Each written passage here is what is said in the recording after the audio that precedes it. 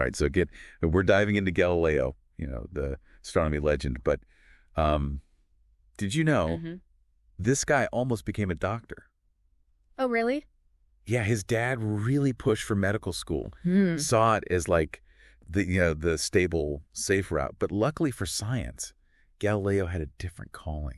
Yeah. And the mysteries of the universe, that's what really grabbed him. That's a classic story, isn't it? Passion versus practicality. Totally. I mean, it makes you wonder how things could have gone so differently. But even when you look back at his early life, you see that spark. Oh, yeah. That super inquisitive mind, Totally. Like even just a simple swinging chandelier, got him thinking about pendulum motion. And it wasn't just like, oh, that's cool. It was the need to understand the why behind it all. Yeah, exactly. And that's kind of what set him apart, right? That constant questioning, refusing to accept things at face value. Yeah. Which, as you can imagine, wasn't always the, most popular way to be back then. Oh, yeah. We're going to get to that whole clash with the establishment in a bit. But first, let's talk about the moment everything changed. Okay. 1609, Galileo builds his own telescope. Big year. Talk about game changer. What was it about this new tool that revolutionized our understanding of the cosmos? Well, I mean, before the telescope, our view of the universe was pretty limited. Right. But then Galileo, he gets his hands on this thing, he points it up at the sky, and boom, mountains on the moon. Wow. Countless stars in the Milky Way, but the real shocker? 4 moons orbiting Jupiter. Okay, wait, stop right there. Jupiter having its own moons. Why was that such a big deal? Well, think about it. Back then, everyone thought everything revolved around the Earth. It's the center of the universe. Makes sense. But here comes Galileo with evidence that totally contradicts that whole idea. Right. I mean, these moons, they're obviously dancing around Jupiter, not Earth. Whoa, okay, so that just throws a wrench in that whole Earth-centered model. Oh, yeah. So how did people react to this, pretty radical idea? Well, it was a mixed bag.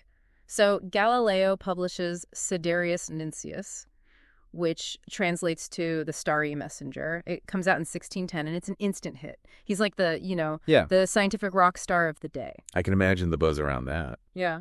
But I'm guessing not everyone was thrilled with his discoveries. You got it. Some people saw it as a direct challenge to the church's teachings and their whole understanding of the universe. And that's where things start to get kind of complicated for Galileo. Right, because on one hand, he's gaining recognition and influence. He even becomes the chief mathematician to the Grand Duke of Tuscany. Wow. But on the other hand, he's attracting more and more scrutiny from the church. Yeah. So it's like he's walking this tightrope between scientific progress and some potentially serious consequences. Exactly. And that tension leads us to his next bold move, his book, Dialogue Concerning the Two Chief World Systems.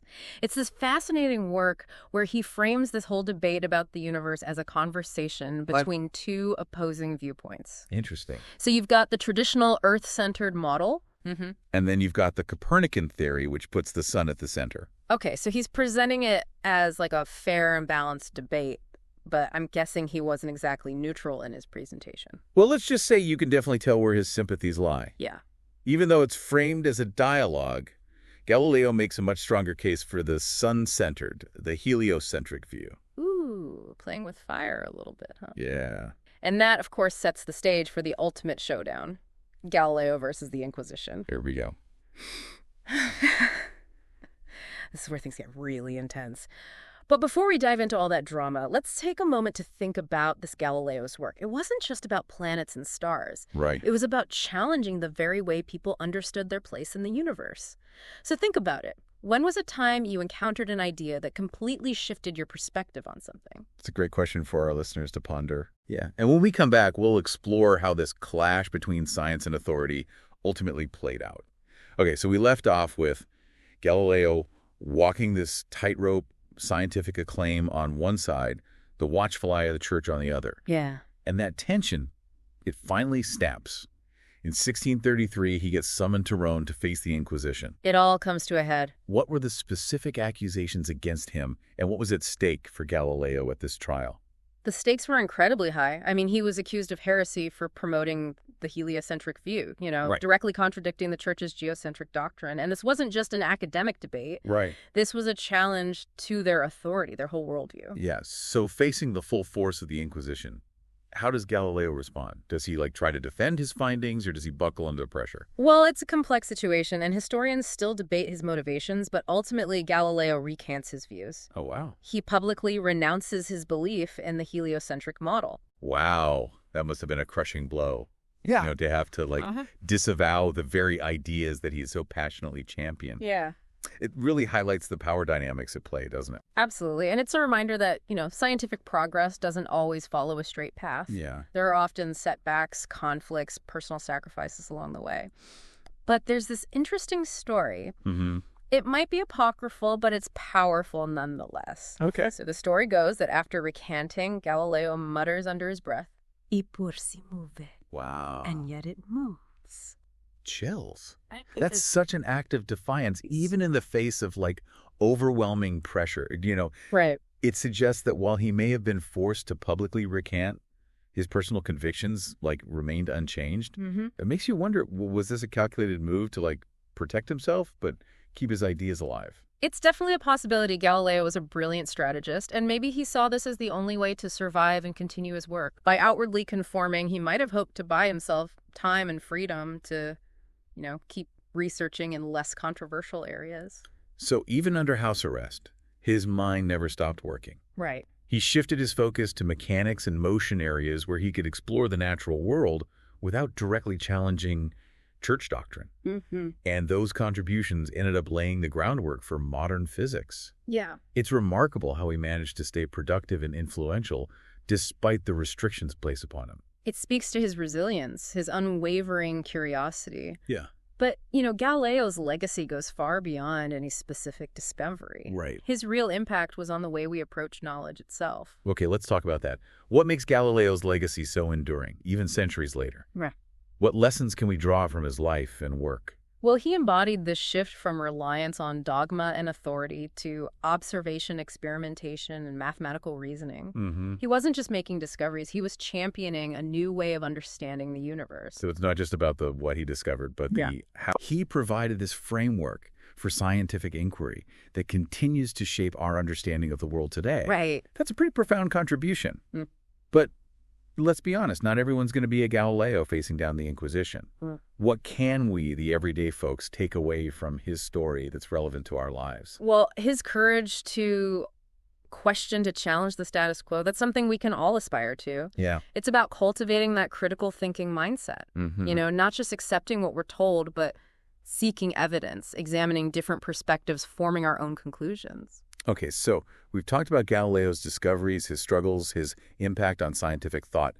But let's get practical here. What are some actual takeaways from his legacy that we can use in our own lives, even if we're not, looking through telescopes or, facing down inquisitions? Well, one thing that really stands out about Galileo is his focus on math and experimentation as the basis of scientific inquiry. He truly believed the universe spoke in the language of math and that real knowledge could only be gained through observation and testing. Yeah. You can't just accept what you're told. Yeah, so don't just take things at face value, Mm-hmm. Get out there, experiment, gather evidence, see for yourself. That's a powerful idea. That's not just for scientists. Right, exactly. That approach can apply to all sorts of things in life. Yeah. Whether you're trying to figure out a news story, making a financial decision, even just trying out a new recipe, it's about looking deeper, seeking out the evidence, testing your assumptions. Totally. It's like Galileo is giving us a framework for critical thinking that goes way beyond science. Yeah. And there's another part of his legacy that really resonates with me, his unwavering belief in reason, Oh, absolutely. even when it went against the grain. Galileo lived in a world where dogma and superstition often ruled the day, but he dared to challenge those traditional ways of thinking. Yep. He insisted that the universe could be understood through observation and logic and reason. And that takes guts, especially when you're going up against those powerful institutions. It's like he's saying, hey, don't just blindly accept what you're told. Yeah. Think for yourself. Question everything. And that message is just as relevant today as it was back then, don't you think? Absolutely. We're bombarded with information from every direction, and it's more important than ever to be able to critically evaluate what we're hearing, Right. separate fact from fiction, form our own informed opinions. So Galileo's legacy, it's not just about telescopes and planets. It's bigger than that. It's about empowering ourselves to think critically, to be curious, to challenge assumptions, Yeah. to never stop seeking knowledge. Exactly. Powerful stuff. So as we wrap up our deep dive into the life and times of Galileo Galilei, I hope you're walking away with a renewed sense of wonder and a reminder that knowledge is a journey, not a destination. That's a great way to put it. Keep exploring, keep questioning, and never lose that spark of curiosity. Who knows what incredible discoveries are waiting out there?